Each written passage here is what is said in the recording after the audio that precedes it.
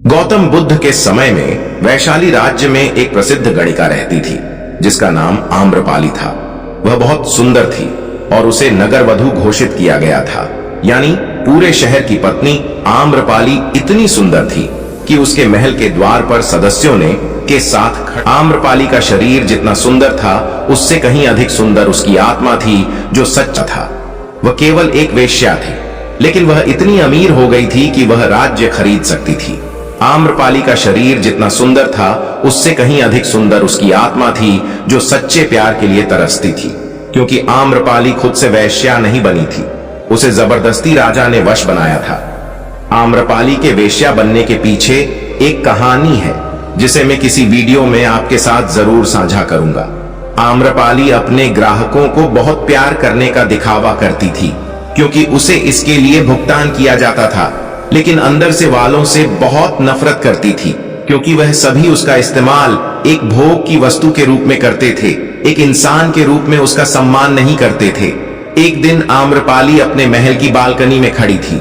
अचानक उसने अपने महल के सामने से एक युवा बौद्ध भिक्षु को गुजरते हुए देखा जिसके पास कुछ भी नहीं था सिवाय एक भिक्षा पात्र के, लेकिन उसके पास जबरदस्त जागरूकता थी और लोगों को खुद की ओर आकर्षित करने की अद्भुत शक्ति थी। जब युवा बौद्ध भिक्षु अपने ऊपर की तरफ देखा तो आम्रपाली उसे देख रही थी। वृक्षों ने आम्रपाली की ओर देखते हुए बेहद सम्मान भाव के साथ आम्रपाली को प्रणाम किया। आम्रपाली एकटक उसी हवा वृक्षों को देखती रही और पहली बार आम्रपाली के हृदय में प्रेम का उदय हुआ था, क्योंकि पहली बार किसी ने आम्रपाली को सम्मान की नजरों से देखा था। किसी ने पहली बार उसे इंसान होने का एहसास मिला था। आम्रपाली तुरंत सीढ़ियों से नीचे उतरी और बाहर आकर उस युवा बौद्ध भिक्षुओं के पैर छुए और कहा, भंते, कृपया आज के दिन आप मेरे मेहमान बने और मेरे महल में चलकर भोजन स्वीकार करें। आगे आम्रपाली ने कहा, कृपया मेरे निमंत्रण को न करें, क्योंकि पहली बार मैंने किसी को निमंत्रण दिया है। मुझे हजारों बार राजाओं और सम्राटों द्वारा आमंत्रित किया गया, लेकिन मैंने कभी किसी को आमंत्रित नहीं किया है। यह मेरा पहला निमंत्रण है। यह भिक्षु ने सम्मान पूर्वक आम्रपाली का निमंत्रण स्वीकार करते हुए भोजन ग्रहण किया। भोजन देने के बाद आम्रपाली ने कहा, बंती, आज से 3 दिनों के बाद बारिश का मौसम शुरू होने वाला है, जो कि अगले 4 महीनों तक रहेगा, और मैं आपको अपने घर में 4 महीने रहने के लिए आमंत्रित करती हूँ। आने वाले 4 महीनों के लिए यह महल आपका आश्चर्य होगा। मैं आपको पूर्ण रूप से आश्वस्त करती हूँ, मैं किसी भी प्रकार से आपके ध्यान की बाधा नहीं बनोगे, बल्कि मुझसे जितना हो सकेगा आपके ध्यान की सुविधाओं को सुगम बनाने का प्रयास करूंगी। दरअसल बौद्ध भिक्षु साल के 8 महीने गांव गांव घूमकर बौद्ध धर्म का प्रचार करते हैं और 4 महीने वह एक ही स्थान पर रहते हैं जहां उन्हें आश्रय मिल जाता है। युवा बौद्ध भिक्षुओं ने कहा, माफ कीजिएगा देवी, लेकिन इस विषय में मैं स्वयं निर्णय नहीं ले सकता। मैं आपके प्रस्ताव के विषय में बोध से पूछूंगा। अगर वह मुझे अनुमति देंगे तो मैं आपके महल में आश्रय अवश्य ग्रहण करूंगा। इतना कहकर वह बौद्ध भिक्षु वहां से चला गया। इससे पहले कि वह युवा भिक्षु बोध के पास पहुंचता और आम्रपाली के प्रस्ताव के बारे में कुछ बताता, उससे पहले वहां पर मौजूद अन्य भिक्षु बुद्ध के पास पहुंच गया और बुद्ध से कहा, बहुत आप उसी वृक्षों को रोका या आम्रपाली ने उसे 4 महीने रहने के लिए अपने घर बुलाया। आम्रपाली एक वैश्या है। अपने भिक्षु एक वेश्या के घर में 4 महीने रहे, यह सही नहीं है। इससे हमारे संघ में गलत संदेश जाएगा। बुद्ध ने कहा, कृपया आप लोग शांत हो जाएं और उस भिक्षुओं के आने की प्रतीक्षा करें। थोड़ी देर बाद वह युवा भिक्षु बुद्ध के पास आया।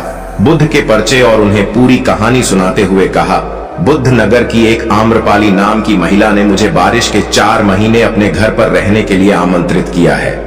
मैंने इसके निमंत्रण का अभी कोई जवाब नहीं दिया। मैंने उससे कहा है कि अगर आप मुझे उसके घर रहने की आज्ञा देंगे तभी मैं उसके घर पर रहने के लिए पाऊंगा। अतः युद्ध आप जो कहेंगे मैं वही करूंगा। उस यह भिक्षु ने आम्रपाली के विषय में विशेष शब्द का प्रयोग न करते हुए केवल महिला शब्द का प्रयोग किया। बुद्ध ने उस युवा वृक्षों की आंखों में देखा और कहा, तुम रह सकते हो। तभी अचानक बूढ़ा भिक्षु खड़ा हुआ और बोला, कि वह तथ्य सही नहीं है। यह युवा भिक्षु एक सच्चा रूपा रहा है। इसका कहना है कि एक आम्रपाली नाम की महिला ने अपने घर पर रहने के लिए आमंत्रित किया है, लेकिन वही महिला नहीं है, वह एक वेश्या है। बुद्ध ने कहा, मैं जानता हूं, और क्योंकि इसने वे शब्द का प्रयोग नहीं किया, इसका अर्थ इसके मन में उसके लिए सम्मान का भाव है, इसलिए मैं इसको बाहर रहने की अनुमति दे रहा हूं। वहां मौजूद हजारों भिक्षुओं को विश्वास नहीं हो रहा था कि बुद्ध ने एक युवा भिक्षु को एक वेश्या के घर में रहने की अनुमति दे दी है। अगले 3 दिनों के बाद वह युवा भिक्षु आम्रपाली के घर रहने के लिए चला गया। उसके जाते ही वहां पर उपस्थित अन्य भिक्षु उसके विषय में तरह तरह की बातें बनाने लगे। बुद्ध ने सभी को शांत करते हुए कहा, मुझे मेरे भिक्षु पर विश्वास है। मैंने उसकी आंखों में देखा है, उसके भीतर तनिक भी भोग की इच्छा नहीं थी। अगर उस भिक्षु का ध्यान गया है तो आम्रपाली के हृदय को परिवर्तित कर देगा, और अगर भिक्षु का ध्यान गहरा नहीं है, आम्रपाली अपने शारीरिक आकर्षण से वृक्षों को परिवर्तित कर देगी। या यह प्रश्न है, ध्यान और शारीरिक आकर्षण के मध्य, इसका उत्तर हमें 4 माह के बाद मिलेगा। बुद्ध की बात सुनकर वहां उपस्थित हुए युवा ने कहा कि बाद उसी युवा वृक्षों पर बहुत अधिक भरोसा करके अनावश्यक जोखिम उठा रहे हैं। वह भिक्षु युवा है और आम्रपाली बहुत सुंदर है। समय प्रारंभ हुआ, वर्षा ऋतु गई, 4 माह बीते और वायु आप भिक्षु वापस आया। उसने बुद्ध के पैर छुए और स्वाद भिक्षु के पीछे आम्रपाली भी आई। पुष्य भिक्षु ने आम्रपाली का बुद्ध से परिचय कराते हुए कहा, युद्ध या आम्रपाली है और या आपसे विकसित होना चाहती है। यह अनोखी महिला है, या न केवल सुंदर है बल्कि इनकी आत्मा उतनी शुद्ध जितनी आप कल्पना कर सकते हैं। आम्रपाली ने बुद्ध के पैर छुए और कहा, मैं पहली बार देखने भर से इस युवा शुरू से प्रेम करने लगी थी, इसलिए मैंने इस युवा भिक्षु को अपने अंदर से कई बार आकर्षित करने का प्रयास किया, लेकिन मैं पूर्ण रूप से असफल रही। इसके बजाय भिक्षु ने मुझे ध्यान के प्रति जागरूक किया और यह एहसास कराया कि वास्तविक जीवन है भोग नहीं, अपितु ध्यान है। इसलिए बुद्ध, मैं अपनी सारी संपत्ति आपके वृक्षों को दान में देना चाहती हूं और शेष जीवन ध्यान में बिताना चाहती हूं। इसके बाद आम्रपाली बुद्ध के शिष्यों में पहली महिला हुई जिन्हें आत्मज्ञान की प्राप्ति हुई। बुद्ध ने अपने पंथ के सभी शिष्यों से कहा, यदि तुम वेश्याओं की संगति से डरते हो तो उस डर का उस वेश्या से कोई लेना देना नहीं है, क्योंकि तुमने अपनी कामुकता को दबा दिया है और कामों को ऊर्जा को दबाया नहीं जा सकता, इसे केवल रूपांतरित किया जा सकता है।